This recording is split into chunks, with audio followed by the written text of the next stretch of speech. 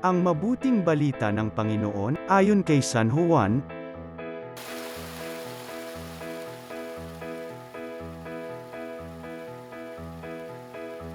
Sinugo ng Diyos ang isang tao na nagngangalang Juan. Naparito siya upang magpatotoo tungkol sa ilaw at manalig sa ilaw ang lahat dahil sa patuto niya. Hindi siya ang ilaw kundi naparito siya upang magpatotoo tungkol sa ilaw.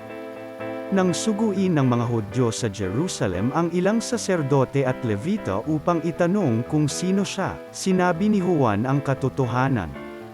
Sinabi niyang hindi siya ang Mesiyas. Kung gayo'y sino ka, tanong nila. Ikaw ba si Elias? Hindi po, tugon niya. Ikaw ba ang propetang hinihintay namin? Sumagot siya, hindi po.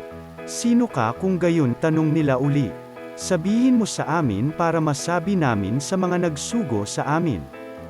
Ano ang masasabi mo tungkol sa iyong sarili? Sumagot si Juan, ako ang tinig ng isang sumisigaw sa ilang, tuwirin ninyo ang daraanan ng Panginoon. Ang propeta Isaias ang may sabi nito.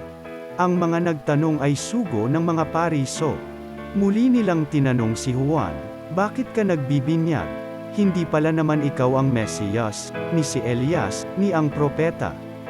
Sumagot siya, ako'y nagbibinyag sa tubig, ngunit nasa gitna ninyo ang isang hindi ninyo nakikilala.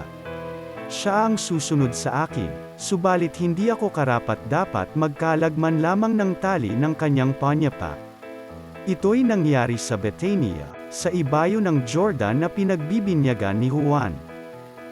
Ang mabuting balita ng Panginoon.